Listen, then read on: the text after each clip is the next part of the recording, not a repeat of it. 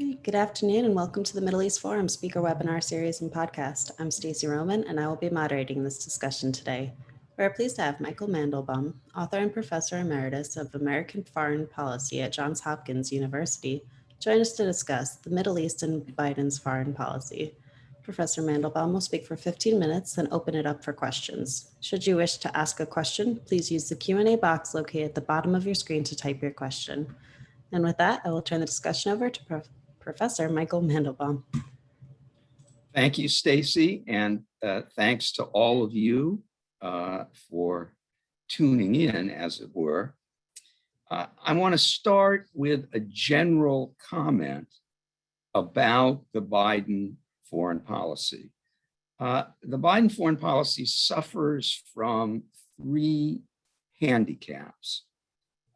First, the Biden foreign policy team was basically the Obama foreign policy team, or at least the second and third ranks of it.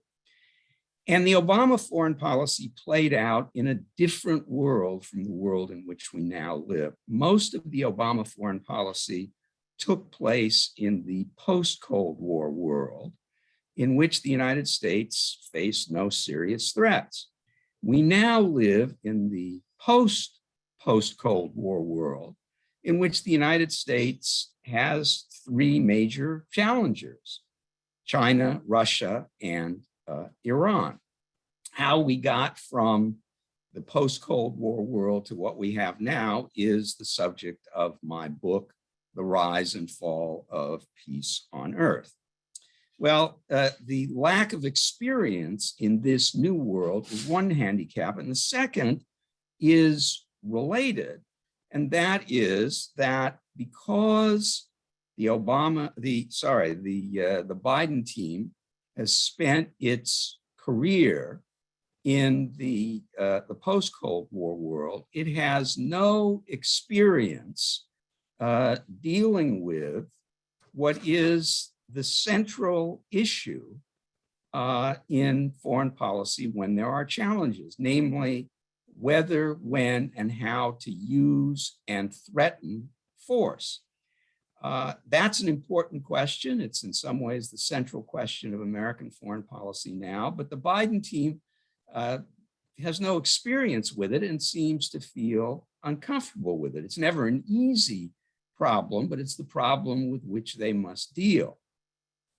The third handicap under which the Biden team labors is that since the Obama era, the Democratic Party has moved sharply to the left, and that affects foreign policy. Now, in the at least rhetorical policies the Biden administration has adopted toward Russia and China, it seems to have adapted to the new circumstances. The rhetoric of its policy toward China and Russia sounds more like the Trump foreign policy than it does the Obama foreign policy, which is appropriate because this is a different world.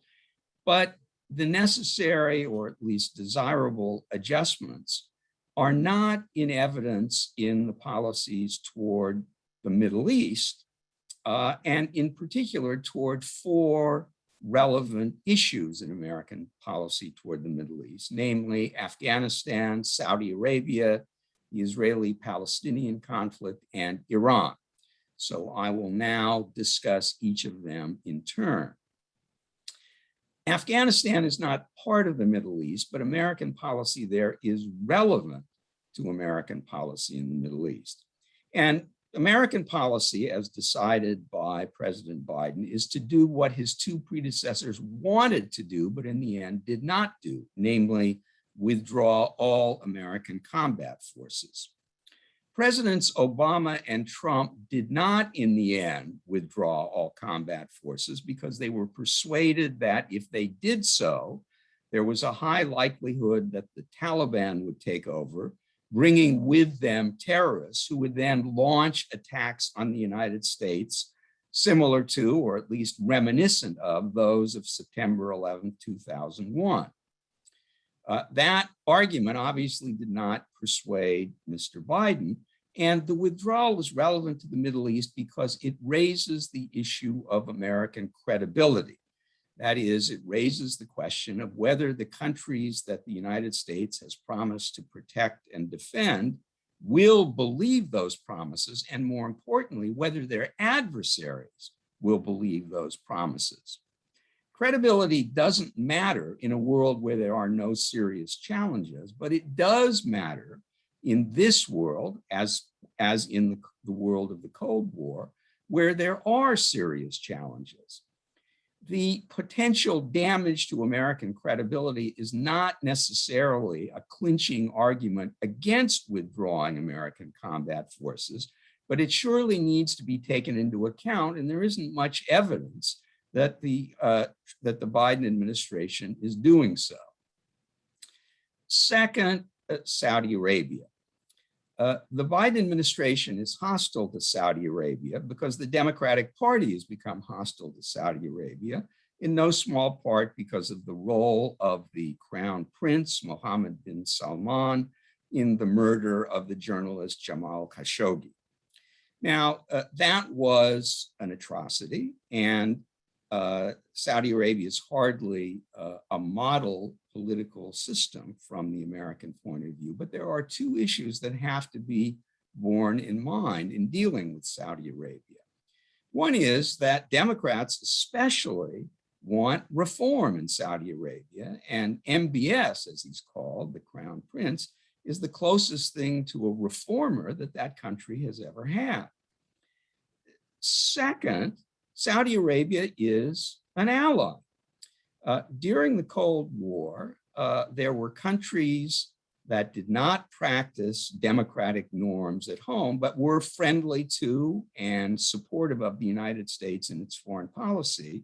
And Daniel Pipes and Adam Garfinkel termed them friendly tyrants. Saudi Arabia is a latter-day friendly tyrant. It's an asset, all things considered, to American foreign policy, and therefore cooperation with Saudi Arabia is warranted. The third issue is the Israeli-Palestinian conflict, and here, at least rhetorically, the Biden administration seems interested in resuming the so-called peace process.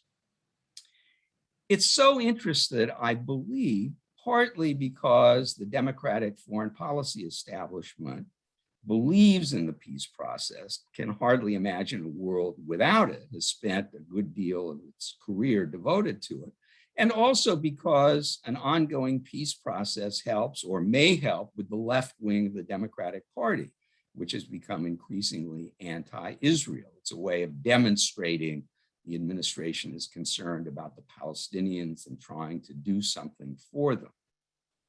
Now, there are three important arguments against the peace process.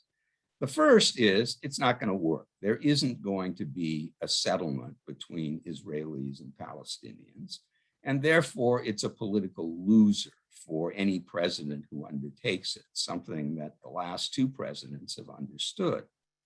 Second, a settlement between Israel and the Palestinians, although desirable, especially for the Israelis and the Palestinians, is not crucial for American interests. And third, there is an alternative way of dealing with Israel's relations with the Arab world, an alternative way demonstrated by the Abraham Accords. Now, President Biden doesn't seem to be persuaded by the second and third of these arguments. He doesn't seem to take on board that this isn't really important and there is an alternative way, but I think he's likely to be persuaded by the first argument. He's likely to see this as a political loser, or at least not a political winner. So my guess is that he will not devote substantial political capital to it. That brings us to the fourth and final Middle East related issue for the Biden administration, and that is the most important one of all, namely Iran. The Biden administration has seemed eager to re-enter the Joint Comprehensive Plan of Action, the so-called JCPOA, that the Obama administration entered into with the Iranian government, but that the Trump administration abrogated. But there seems to be a snag. Since the JCPOA is not popular, the Biden administration apparently feels the need for some kind of fig leaf, that is, some token concessions from the Iranian regime, which would allow the Biden people to argue that they've gotten substantial changes in the agreement in order to re-enter it.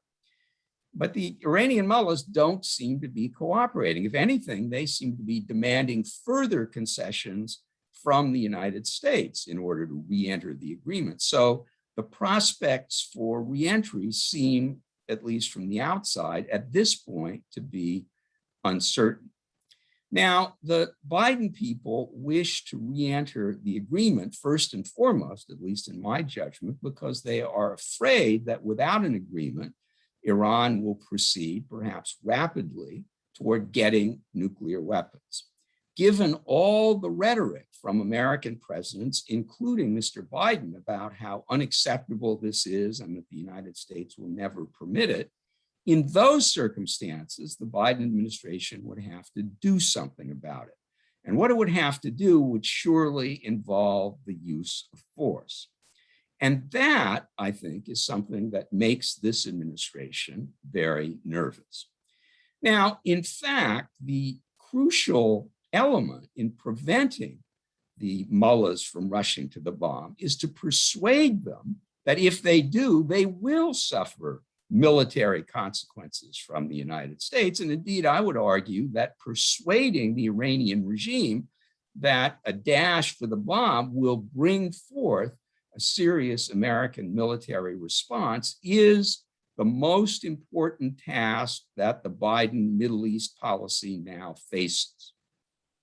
Whether this is or will become the understanding of the Biden administration, and whether it can persuade itself that this is something it ought to do, which is the necessary condition for persuading others, are questions which, at this point, I think no one, or certainly not I, has the answer. Thank you. All right, thank you so much. We have a question coming in from David Levine. Isn't the rhetoric of the Biden administration more campaign assurance than policy? Well, I'm not quite clear what is meant by campaign assurance. The Biden administration is certainly aware of the politics of every issue. And as I say, part of its problems, one of its handicaps, is that it's dragged pretty far to the left of where the country is, and I would say to the left of where good American foreign policy should be, by the growing influence of the left. So every administration has to navigate, when it comes to foreign policy, between politics and policy. That task seems to me to be perhaps unusually complicated and difficult for this administration. Thank you. From Carrie, how will the American administration react towards the Israeli-Chinese rapprochement and close relations? Well, that's a problem in American-Israeli relations because the United States is becoming increasingly hostile toward China. For Israel, the American relationship is paramount, but on the other hand, Israel has its own interests. The Chinese seem on the verge of becoming more active in the Middle East. Israel has a powerful interest in having as good relations with China as is possible, certainly good economic relations, but also good political and military relations. So that, it seems to me, as American relations with China worsen, will become increasingly a problem in American-Israeli relations. Thank you. Wow, we had quite a few questions come in the past 30 seconds. One viewer comments, excellent analysis. What do you make of where things are going with Iraq and ISIS? Well, I think it's very hard to say. The United States, of course, has kept some forces in Iraq as a check on ISIS. The basic cause of the rise of ISIS is the alienation of Iraqi Sunnis from the Shia-dominated regime in Baghdad. And so the best insurance against the revival of ISIS is an Iraqi government in Baghdad that has decent relations with the Sunnis, with the 25 or 30% or whatever it is, maybe it's less, of the Iraqi population that is Sunni. This is complicated by the history of Iraq, when for most of its history, since it was created by the British after World War I, the Sunnis were in charge and they oppressed the Shias, and those memories have not disappeared. And it's further complicated by the Iranian desire to penetrate and control Iraq and to make it a bastion of Shia power. So it's a complicated matter, and I think it's very hard to say where things are going there.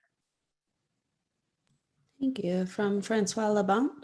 In describing the weaknesses of Biden's foreign policy, is there any positive aspect to Biden's efforts in working with the allies of the US, not just Saudi Arabia, which you mentioned? Well, I think Biden has done well in trying to repair relations with allies outside the Middle East. He's certainly more popular with America's European allies and with Japan, at least up to a point, and with our friends and allies in Asia than was President Trump.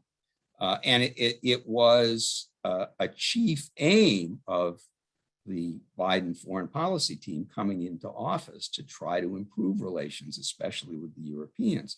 Now, that's a good thing, but it only goes so far, because the Europeans, and especially the Asians, have a conflict. And the conflict has to do with China. On the one hand, they don't like the rise of Chinese power, and especially the way China is using that power. And they certainly want the United States to check it.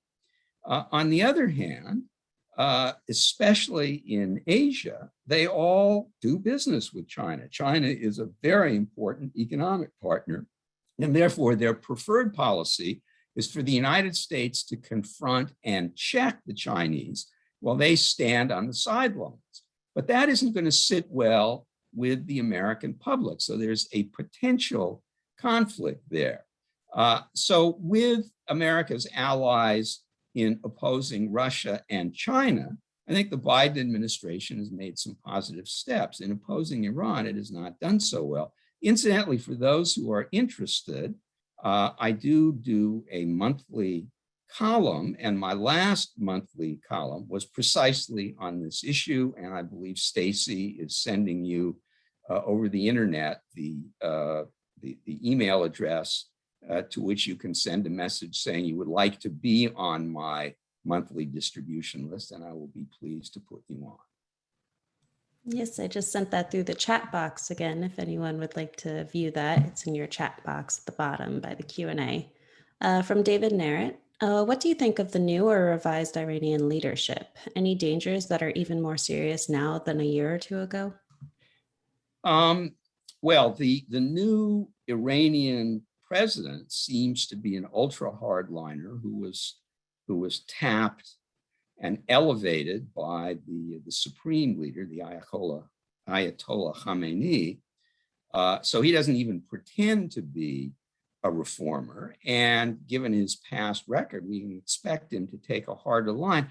I think what is probably going to be just as important, if not more so, in determining Iranian policy, and especially its policy on the nuclear issue and its relations with the United States and with Israel, is the fact that the Iranian economy is deteriorating very rapidly. And there's even more discontent than in the past. Also, the COVID pandemic is not remotely under control there. So dissatisfaction with the regime is mounting rapidly.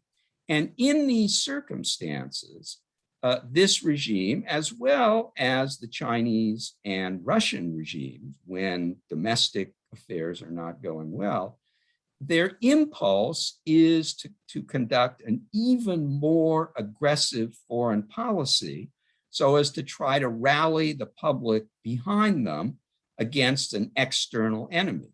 So as things deteriorate in Iran, it's possible that the Iranians will be even more aggressive. Of course, when the Iranian regime does well, it's also more aggressive. So either way, it's trouble for its neighbors and for the United States. Understood. Thank you. From Jeffrey Sheff, do you believe that withdrawing from Afghanistan will reinforce Iranian assumptions that the U.S. will not stop their nuclear program? It certainly runs the risk of doing so. My sense is, and this is just my judgment, that the Iranians concluded that Obama would never use force against them, that they really had nothing to fear from him. And that's why the JCPOA is a rather one-sided deal in favor of the Iranians. And it's especially one-sided when you consider the fact that in such circumstances, it's almost always the stronger power that gets the better of the deal. But while the United States was far stronger than Iran, it's the Iranians who did well. My sense is they were not sure about Donald Trump because he was so unpredictable. About Biden, maybe they haven't made a decision yet. My concern is that the total withdrawal of combat troops from Afghanistan will enhance the view that they have nothing to fear from the Biden administration. I can't read their minds. I don't know how they think. They have many other considerations that bear on their decisions, but there is that danger, which is why I said that the issue of credibility does arise from the Afghan withdrawal.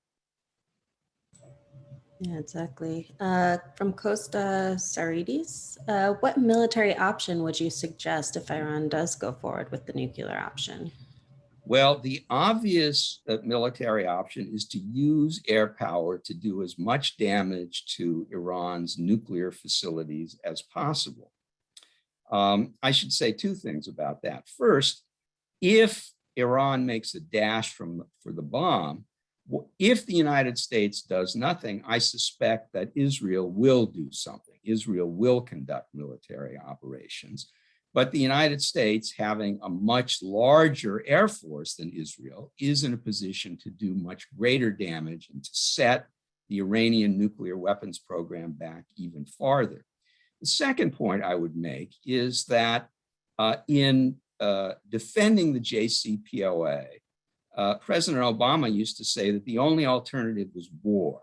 Well, that wasn't true in the sense that the better alternative was effective deterrence. But if it does come to the use of force, if it does come to war, it need not and should not be a war like Afghanistan and Iraq. There's no reason for the United States to put boots on the ground in Iran, and therefore there's no reason for the United States to take casualties in an operation that sets back the Iranian nuclear weapons program. So to your first point in answering that question, Mindy Stein asks, is there any possibility that the Biden administration will give Israel the coordinates so that Iran will feel there is credibility to a military threat from Israel, if not America? Well, I think that would be a good idea. And I noticed that Dennis Ross, one of the veteran peace processors now at the Washington Institute for Near East Policy, has written an op-ed piece suggesting that the American government give to Israel its largest and most powerful non-nuclear bomb so that the Israelis could, if they needed to, use it against Iran.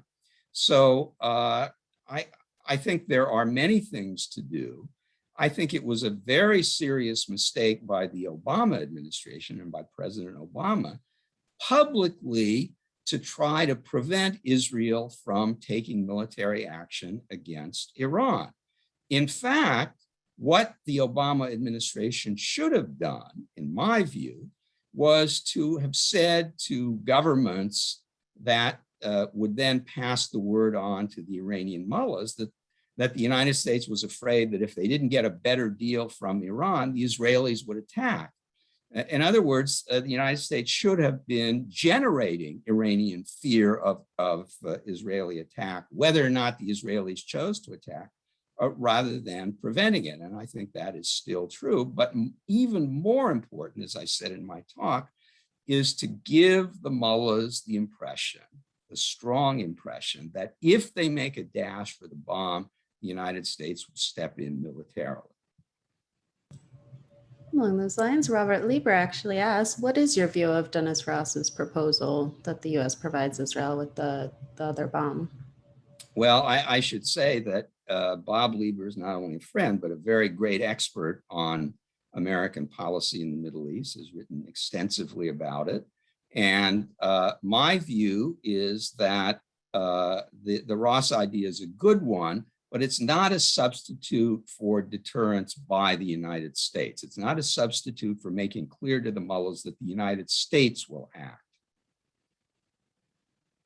And Jay Lewis asks, do you think Iran really believes that the U.S. would use force to stop Iran from going nuclear? I know you've discussed this already, but what can we also do to make them believe that? Well, there are many things the government can do, starting with its rhetoric, and including military exercises in the region, and planning within the Pentagon, some of which can be leaked to the public.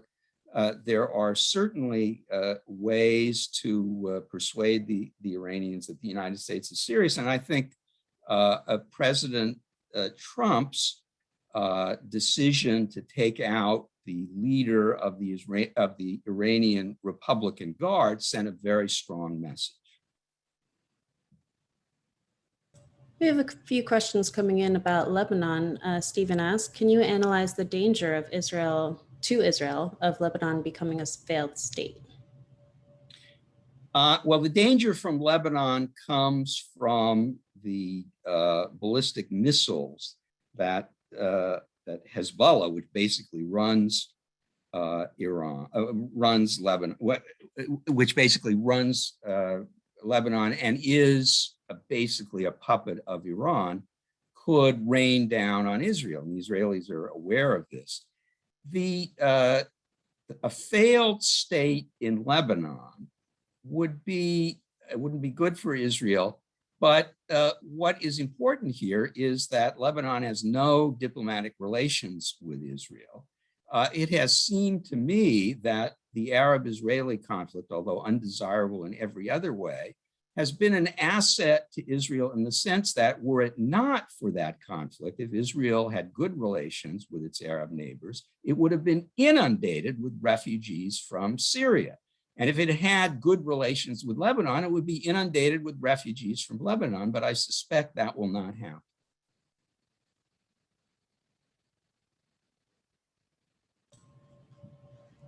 And Leonard Sands asks, do you see Israelis undertaking unilateral action against Iran's nuclear ambitions? I believe that if the Israelis conclude that Iran is on the threshold of getting a nuclear weapon and that the United States will not act, Israel will act. Thank you. Michael Cavallo asks, why do American presidents keep trying to work with Iran despite poor results of pursuing such policies? It's a very, very good question. It's even in a way more serious than that. The United States has been the greatest asset to Iranian foreign policy because it's taken out the countries and movements in the neighborhood that were most threatening to Iran. The Taliban, which was very anti-Iranian, Saddam Hussein, ISIS, which was very anti-Iranian. Now, the United States had good reasons to do that, but all of these military operations redounded to the benefit of Iran, quite unintentionally. So the United States has at least been guilty of not putting opposing Iran at the top of its priorities in the region. And I think that that is a very good question, which requires an article to answer. But I think part of the answer is that the United States has regarded other threats as being more serious than Iran. And in retrospect, that looks like a miscalculation. Thank you. And in our final few minutes or few seconds here, can you tell us where we can find some more of your work? If you, I've published 16 books. They are all available on Amazon. I write a monthly column that I distribute free to anybody who is interested. And if you are interested, send me an email at American Foreign Policy, all one word, at jhu.edu. That's American Foreign Policy at jhu.edu. And I'd be delighted to put you on my mailing list. Wonderful. Thank you so much again. We've come to the close of our webinar. Thank you, Professor Mandelbaum, for speaking with us today. It's my pleasure, and thank you all for listening. Thanks. For our viewers and listeners, please join us Wednesday at 3 p.m. Eastern for an update from Ashley Perry. Thank you all for joining us, and I hope you have a wonderful day. Thanks.